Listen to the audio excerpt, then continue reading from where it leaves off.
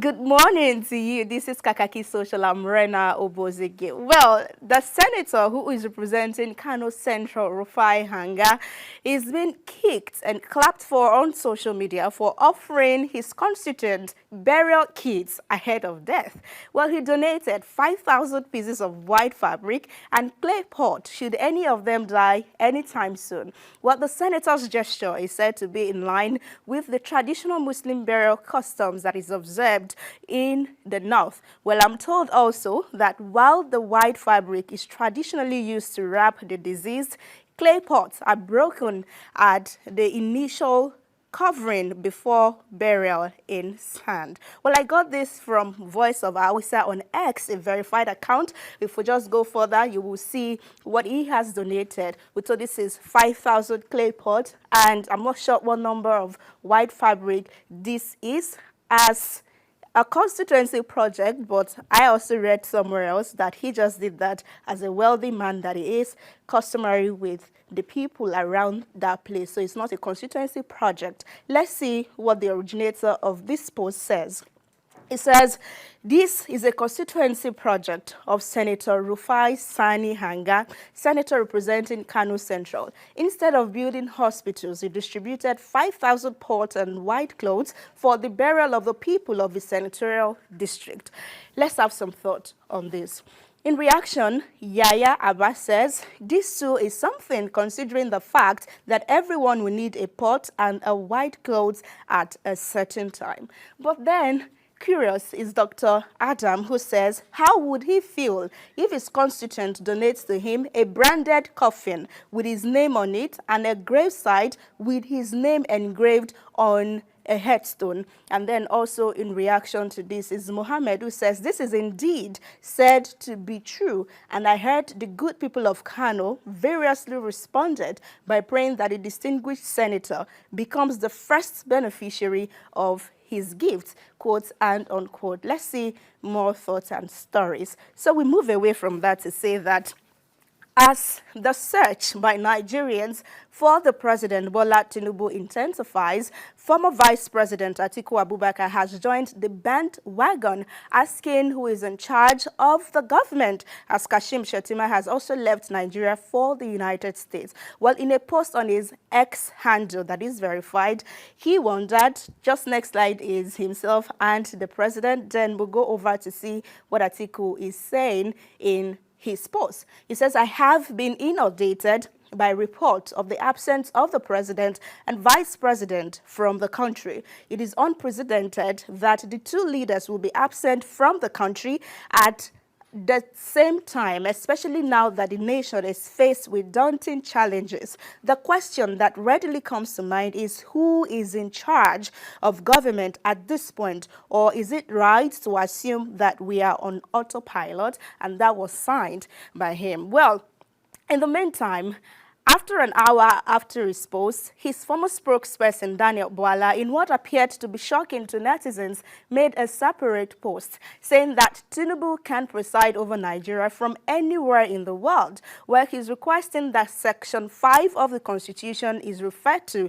We'll take his post, reactions, and then we'll see what Section 5 of the Constitution is saying. So let's have Daniel Bwala. He says the President, official Bola Ahmed Tinubu, is in charge of the country and can govern from anywhere in the world, whether the Vice President is also in Nigeria or not. Aston Villa is not a block industry and the President is not a bricklayer.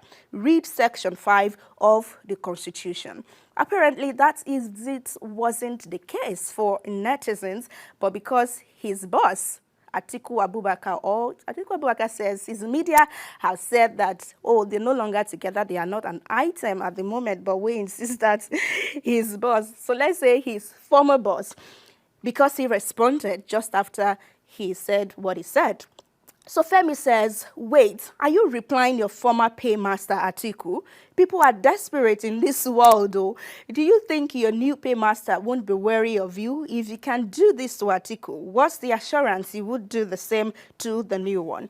And then more reactions from Shehu says, I still don't know what Atiku saw in Daniel Bwala that made him appoint him as his DG campaign in the 2023 election.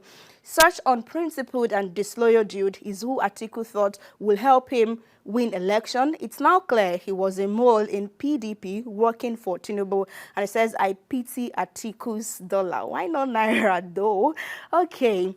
For Chris, he says, what's the difference between their presence and absence? Nigerians are still suffering either way. So let's go back memory lane of when in 2009, a search for Yaradua was launched. And then the AGF says Yaradua can work from anywhere in the world. Then in 2012 too, there was a search for Jonathan where Mako says he can also go over from anywhere in the world. Just in 2019, the former government, Buhari presidency, was reacting to when he was missing in action too. Missing in action, is that the word? Please. Where we were looking for Buhari to, and then presidency says he can rule from anywhere in the world. But the thing is, Daniel Bwala is PDP the last time we checked. So this is not presidency saying or reacting to the whereabouts of Mr. President, and that's the case. So let's see the part that he said we should refer to, Section 5 of the Nigeria Constitution. It says, subject to the provisions of this constitution, the executive powers of the Federation, A, shall be vested in the president and may subject as aforesaid and to the provisions of any law made by the National Assembly be exercised by him either directly or through the vice president and ministers of the government of the Federation or officers in the public service of the Federation. This is where Daniel Bwala says we should check. But the thing is, what part of this section of the Constitution says the president can govern from anywhere in the world? I mean, let's say a country is a company. Where does a CEO goes without informing the chairman? I mean, netizens, Nigerians are the chairman in this case, while CEO is the first man in Nigeria, first citizen. So this doesn't settle the case. And if they were impeached, the first and the second men were impeached as the vice president and the president, it is only lawful that the Senate president, who is the number 3 man in the country, takes over. But let's assume again that Tinubu is on national assignment. His vice Shetima is also on national assignment. So this does not settle or buttress his point that he was trying to say, except there is another section 5 of the same constitution that he was referring to. So Mr. Bwala may want to come up with more facts. And then the special advisor to President Bola Tinubu on information and strategy, Bayo Onanuga, was also on Trent's table on Monday for renaming the presidential candidate of the Labour Party in the last election, Peter Obi, Peter Obi. Onanuga had referred to Peter Obi as Peter Obi while quoting a post that claims Obi was in Canada to demarket Nigeria, but was shocked when the mayor of Brampton, Patrick Brown, praised Nigeria and his visit to Lagos State in 2007 while Tinubu was the governor. Well, the post accused Obi of reluctantly clapping at the speech because the mayor didn't pick holes in Nigeria. So for context, we'll bring you that video before more on this story.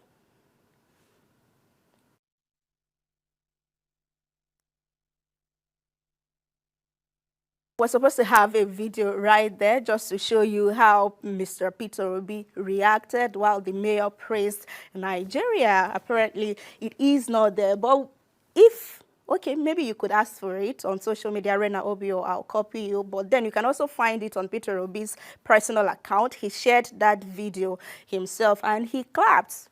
Maybe I need glasses. If I don't, he clapped. Then Bayo Onanuga says, Peter Obi, and this was what he was referring to. If we could just expand Nwachukwu Chigoze's post in the next slide, what he was saying that Chief Mona woke up, wore his usual morning clothes, and went to Canada to practice his demarketing of Nigeria. While he was at it, the mayor of the town got hold of the mic, and then he says he started talking about how good Nigeria is. Okay, so this is where I have the video. So let's take a minute and come back for more. Wonderful to see for Nigeria. I went to Nigeria for the first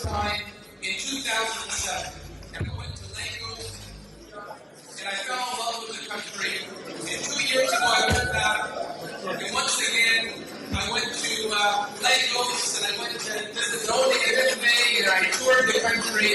And every time you go to Nigeria, you say to yourself, when can I go back?